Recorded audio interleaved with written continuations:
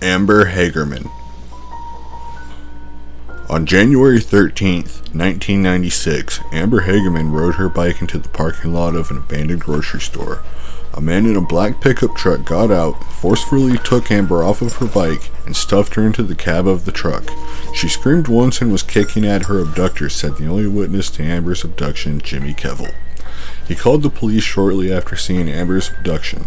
It was to no avail. Despite more than 50 police officers and federal agents looking for Amber, they didn't find the youngster alive. 5 days later, a passerby found Amber's body in a rain-swollen creek approximately 4 miles from the abandoned parking lot. Authorities believed a thunderstorm swept Amber's body into the creek because apartment maintenance workers in the area didn't see anything out of the ordinary before the storm.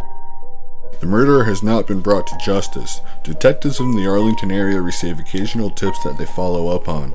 Only one person saw what happened. A lack of information and other witnesses following the abduction may have slowed any progress in finding Amber. Shortly after Amber's funeral, Diane Simone, a mom herself, called into a local radio station. She had an idea. She figured if the local media sent out weather alerts, they could do the same for abducted children. The idea stuck, and the Amber Alert was created in Amber Hagerman's name. Jeannie Quinn. Jeannie Quinn was reported missing by family members to police on April 16, 2018, after her family had not heard from her in a few days. The next day, her body was found in a field in Abilene, Texas. According to the local ABC affiliate, KTXS, a hard wire was twisted around her neck, and she was hanging from a tree in a forest near Arnold Boulevard and Marigold Street. The gruesome nature of her murder prompted the local area police to launch a full and complete investigation almost immediately after her body was found. However, despite their best efforts, and more than a year after, there seems to be no sign of a break in the case, no leads on a possible murder suspect, and no sign of justice for the young woman who was taken too soon. Terri Missy Bevers. On the morning of April 18, 2016, in Midlothian, Texas, a 45-year-old mother of three and fitness instructor Terri Bevers, who goes by Missy, was found dead by her students arriving for a Camp Gladiator class she was going to be teaching at the local church her body was found at. The church had many broken doors and windows, and Missy's cause of death was multiple puncture wounds on her head and chest. Nothing from the church was stolen, and Missy still had her wedding ring on. Luckily for the investigation, the church where the murder occurred had cameras set up inside. While the cameras did not exactly catch the murder, it did capture this chilling video of the suspect. The video shows a suspect wearing police gear and walking through the church. They broke windows and were seen searching indoors. The police gear looks pretty realistic. However, it very well could have been some sort of costume. The suspect also wears a helmet, making it impossible to determine a race or gender of the person. They carry some tools and at some point in the video seem to be swinging a tool at something.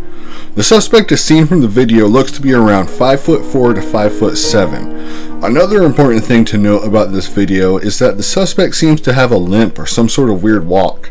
This could have been due to physical impairment or the fact that the tactical gear the suspect was wearing was too large and causing this funny looking walk.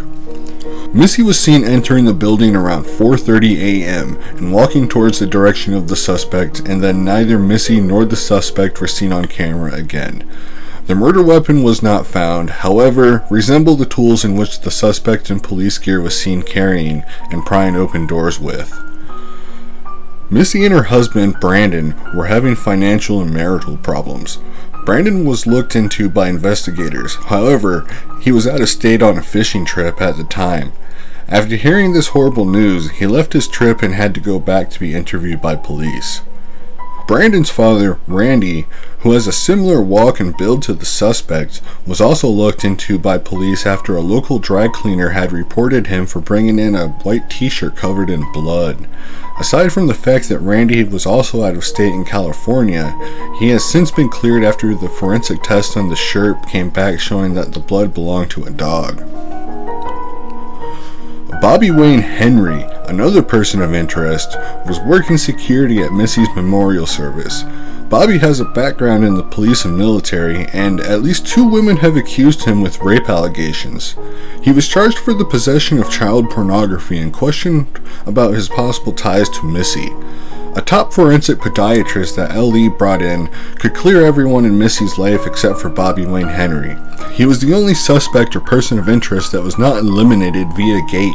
However, Bobby stands at 6'1", and the suspect in the security surveillance is estimated to stand no more than 5'7". After months in jail, Bobby has since been cleared of Missy's murder and has been released. 3 years later, and Missy's killer has still not been found. Belinda Temple. Belinda Temple was a pregnant mother and teacher who was found shot to death in her Texas home 20 years ago. Who wanted her dead? Her husband, who was having an affair and allegedly wanted to make room for his mistress? A student who was angry with her? A still unknown perpetrator who may have broken into the residence? On January 11, 1999, Belinda, almost 8 months pregnant, was brutally murdered in her upstairs bedroom closet. From outward appearances, she had taken refuge in her closet with her portable phone. Belinda and her unborn child died from a single close-range gunshot blast to the back of her head. The murder weapon was a 12-gauge shotgun using a reloaded double-aught buckshot cartridge, but was never found. David Temple, Belinda's husband, spent 9 years in prison after a jury convicted him of murder in 2007. He appealed the case, and his conviction was overturned in 2016 due to prosecutorial misconduct. Riley Joe Sanders, Belinda's 16-year-old neighbor, was also a person of interest, as Belinda had recently told Riley's parents of some of his troublemaking, causing his parents to take away his car. When Sanders was questioned, he claimed to be in school at the time of the murder. After checking with the school, investigators learned Sanders was not in school. He had skipped the afternoon classes and was in the neighborhood with his friends, near the scene of the murder. He had admitted to investigators he was driving down the street with his friends when he saw David leaving the house. He gave 7 different statements to investigators and showed deception on 3 separate HCSO polygraphs. Investigators continued their focus on Sanders and learned that 4 days prior to the murder, he had taken his father's 12-gauge single-shot shotgun without permission. Sanders gave the shotgun to Cody Ellis prior to Belinda's murder and asked Cody to hide it for him. Cody took the shotgun home and hid it under his bed. The Sanders 12-gauge shotgun with a spent round in the chamber was recovered by HCSO, but no report was made. The spent round was from a reloaded double-aught buckshot. Due to the absence of a recovery report, it is unclear how HCSO came to possess the weapon. Investigators also found that shortly after the murder, Sanders called his girlfriend crying because his neighbor had been shot. Even though police were on the scene when that call was made, it is unknown how Sanders would have known Belinda had been shot. Fred and Edwina Rogers. On June 23, 1965, Houston, Texas police officers received a call to perform a welfare check on 81-year-old Fred Rogers and 79-year-old Edwina Rogers. It wasn't until investigators discovered their severed heads inside of a crisper bin in the fridge of their home that they realized they weren't witnessing a freshly slaughtered hog like they initially believed. After discovering their bodies, their 43-year-old live-in son Charles became their main suspect. Despite living with his parents, they rarely saw him and were even unsure of what he did for work. Investigators soon discovered the man's colorful past and his involvement with the CIA and foreign relations.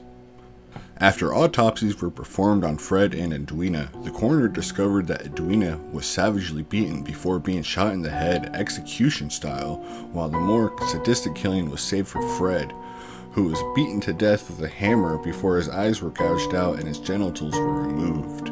Investigators all agreed that this crime was one of passion and was committed by someone with a strong emotional tie to the victims.